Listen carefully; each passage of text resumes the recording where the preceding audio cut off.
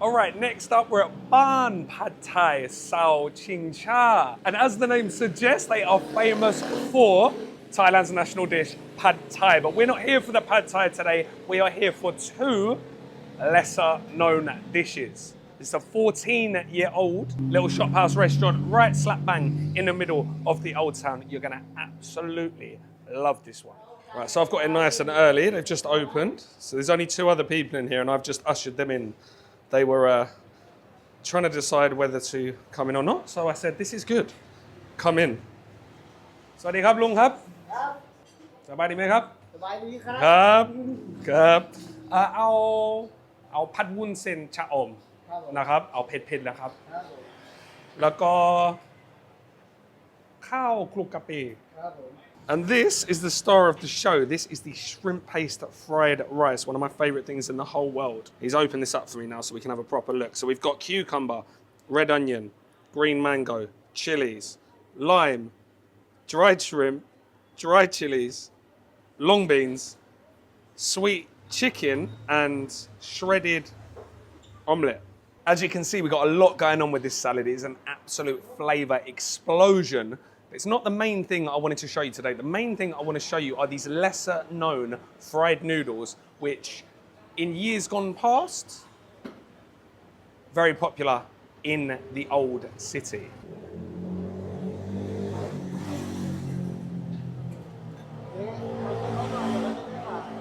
So as you can see, we've got a little bit of everything here. It's just a beautiful, fresh salad.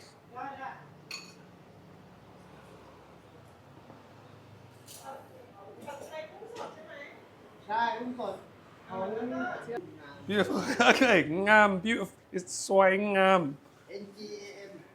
Ngam. Ngongu. Ngongu. Not one I can say very well. He said I can go back in the kitchen because obviously I'm the roaming cook, so I get access. Very impressive, super clean kitchen. Very organized.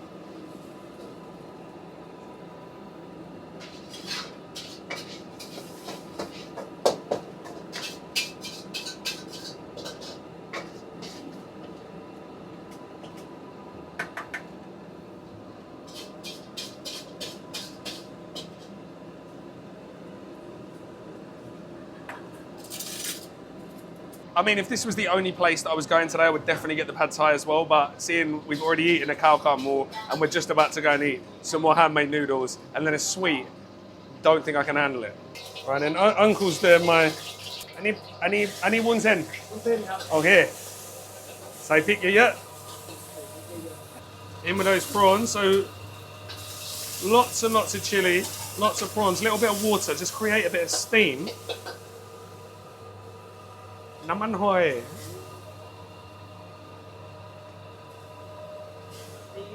ซีอิ๊วขาว so light soy sauce, touch of อันนี้ผงชูรสน้ำตาล sugar. It's very nice and simple. It's going to crack an egg, I think. Woon sen. So these are glass noodles or mung bean noodles, cellophane noodles.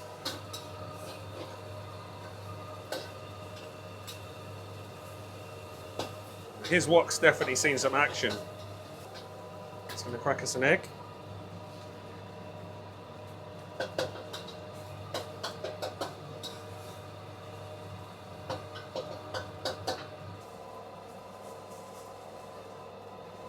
It is very, very, very clean and tidy in here, as I said. Very organised. Anyone who thinks like these street food places or mum and pop shops are not safe to eat in, you need to come here. So look, we've got a little bit of char on that egg now. Right, and you can't see it, but underneath the plate, he's separated the prawns, so they're going to go on top.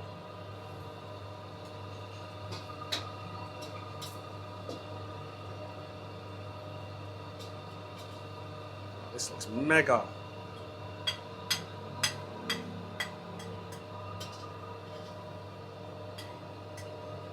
Khao Khap? Khao Khap, people? Yes, okay. Khap. All right, so let's have a look at what we've got. So we've got that climbing wattle, the chatom, the soul-free, eggy, I want to say fern, but I think it's a shrub. That charred egg, loads and loads of chili. Most beautiful, just cooked through prawns. And then here, that beautiful mixed salad with that shrimp paste fried rice. Now you can just see the color of that. Absolutely perfect.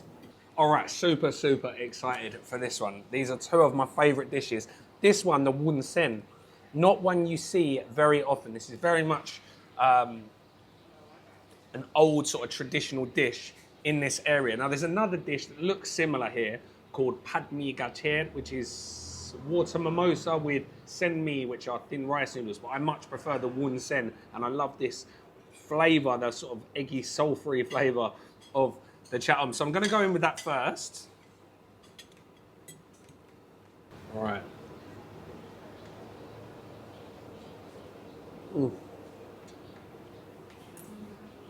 Ah,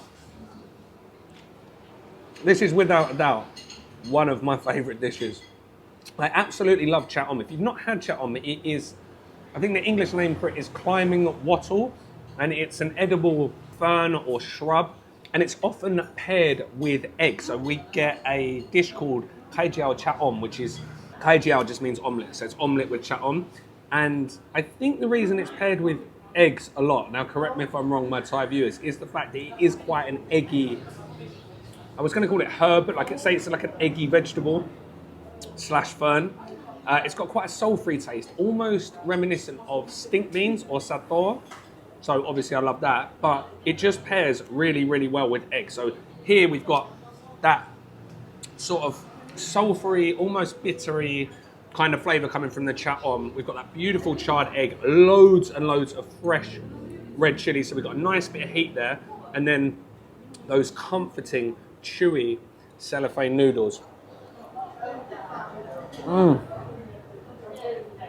Right, we'll try one of these prawns. They've still got like the remnants of the head on, so you've still got a little bit of that, that creamy head butter, that juice. Delicious.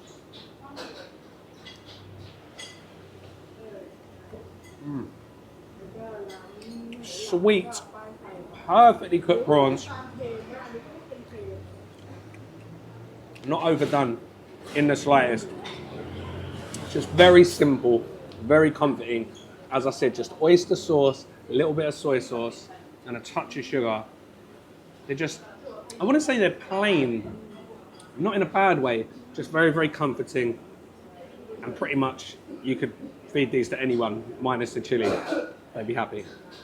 All right, next up, I'm gonna try this khao kluk kapi. Now you've seen me feature this dish many times on the channel if you're a regular subscriber. First time I've had it with chicken, as I said. All right, so the trick here is to just, some people eat it like separately, whereas I like to just squeeze my lime on. And then just get it all mixed up. All that chili in there. So every bite, you've got a bite of everything. I don't usually mix the sweet pork in. I usually keep that separate, but I've never tried this sweet chicken, so let's see.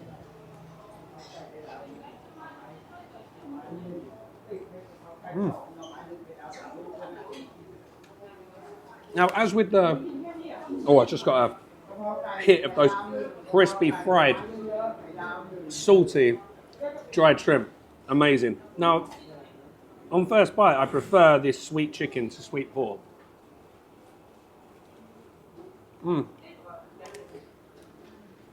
It's still a little sweet for my personal taste.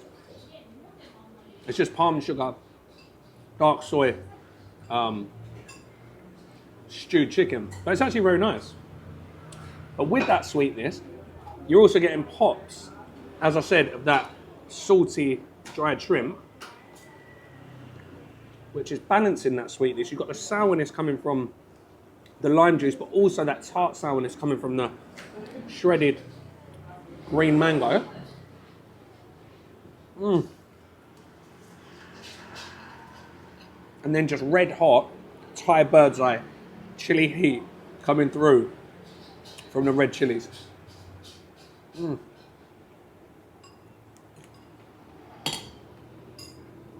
The perfect amount of saltiness as well from the shrimp paste. It's a perfect amount of shrimp paste on the rice.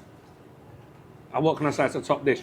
It's very difficult to get a bad version of this. I've had a couple where I'm not like ultra happy with it. I usually get this when I'm in like cafes and stuff randomly. But a few of the street versions I've got, I'm not always happy with. This, banging.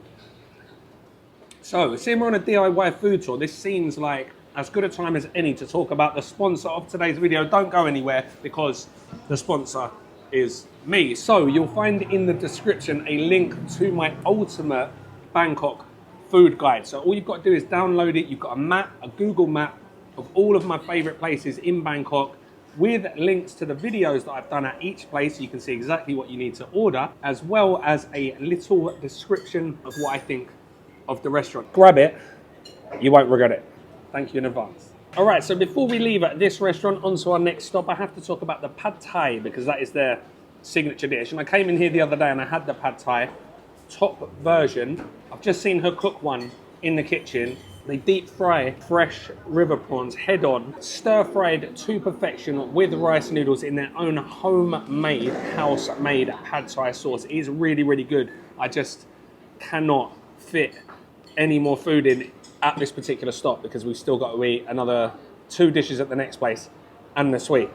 But anyway, guys, as always, every stop, links in the description. So that's it from this stop, on to the next.